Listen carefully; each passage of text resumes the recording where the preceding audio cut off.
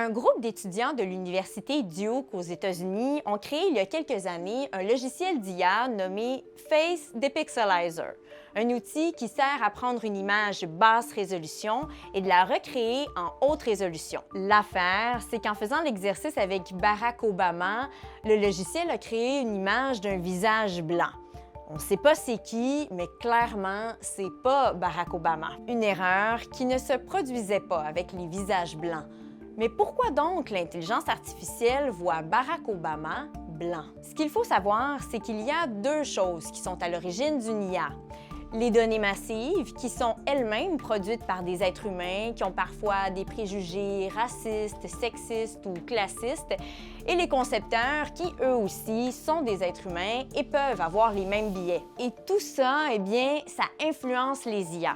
Il y a par exemple le biais de sélection, où les données utilisées pour entraîner une IA ne représentent pas la population, le biais de confirmation, où les algorithmes priorisent les informations qui confirment une seule hypothèse et ignorent les infos qui la contredisent, et le biais de représentation, c'est ce qu'on observe dans le cas de Face Depixelizer, quand une IA n'arrive pas à traiter un cas qui ne ressemble pas à l'échantillon majoritaire avec lequel elle a été entraînée. Là, c'est le cas d'une photo, mais lorsqu'on pense aux IA qui filtrent par exemple des CV ou ceux qui servent à la reconnaissance faciale pour identifier par exemple des criminels, eh bien les conséquences, elles peuvent être beaucoup plus grandes. Mais attention, ça ne veut absolument pas dire que tous les IA produisent des biais sexistes ou racistes. Ce que ça veut dire, c'est que ça existe et que ça peut être fait d'une façon très subtile et que c'est la raison pour laquelle il faut rester